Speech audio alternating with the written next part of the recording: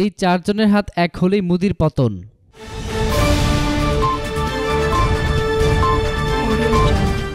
বিরোধীরা হাত মেলালেই মোদি সরকারের পতন নিশ্চিত। লোকসভার আগে প্রথম বড় সমীক্ষায় এমন আভাস পাওয়া গেছে। গতকাল নিজেদের করা সমীক্ষা প্রকাশ করেছে ইন্ডিয়া টুডে গ্রুপ, আর সেখানে মিলেছে মোদি সরকারের পতনের ইঙ্গিত। প্রধানমন্ত্রী হিসেবে এখনও দেশের প্রথম পছন্দ নরেন্দ্র মোদি, তবে জনপ্রিয়তায় প্রধানমন্ত্রী মোদিকে টক্কর দিচ্ছেন রাহুল গান্ধীও।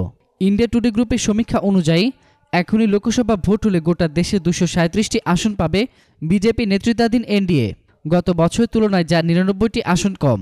অন্যদিকে কংগ্রেস নেতৃত্বাধীন ইপিএ জিতবে 166টি আসন, যা গতবারের তুলনায় 106টি আসন বেশি। ইপিএর অধীনে রয়েছে কংগ্রেস, ডিএমকে, এনসিপি, আরজেডি এবং জেডিএস, জিএমএম সহ বেশ কয়েকটি ছোট দল। অন্যদিকে অন্যান্য দলগুলি পাবে 140টি আসন।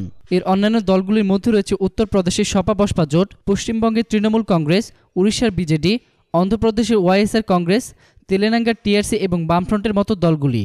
অর্থাৎ ত্রিশঙ্কু হতে চলেছে আগামী লোকসভা। বিশেষজ্ঞরা বলছেন কম আসন পেলেও ইপিএর সরকার গড়ার সম্ভাবনা বেশি, কারণ বিজেপি তথা এনডিএর সঙ্গে সহজে কোনো দল জোটে যেতে চাইবে না। আবার এআইএডিএমকে, ওয়াইএসআর কংগ্রেস, টিআরএস এবং বিজেডির মতো বিজেপি বন্ধু মনোভাবাপন্ন দলগুলি এনডিএতে যোগ দিলেও সংখ্যাগরিষ্ঠতায় পৌঁছাতে পারছেন না মোদি। সেক্ষেত্রে তারা আটকে যাচ্ছেন 257টি আসনে। অন্যদিকে মায়াবতী, অখিলেশ এবং মায়াবতী ইপিএ শিবিরে যোগ দিলেই সরকার গড়ার মতো জায়গায় পৌঁছে যাবে বিরোধীরা। তাদের মোট আসন হবে 269টি।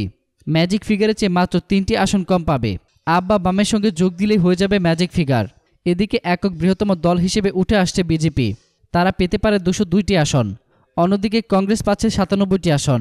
তবে এই সমীক্ষা প্রিয়াঙ্কা গান্ধীর রাজনীতিতে প্রবেশের আগে, তাই কংগ্রেস নেতারা দাবি করছেন এই সংখ্যাটা অনেকটাই বাড়বে। তাছাড়া মোদি সরকার জনপ্রিয়তা ক্রমশ নিম্নমুখী। ভোট যত এগিয়ে আসছে ঝড়ের গতিতে জনপ্রিয়তা কমছে মোদির, আর তাতেই আশাবাদী কংগ্রেসের শিবির। এতক্ষণ ফ্রিকি নিউজের সঙ্গে থাকার জন্য আপনাদের সবাইকে ধন্যবাদ।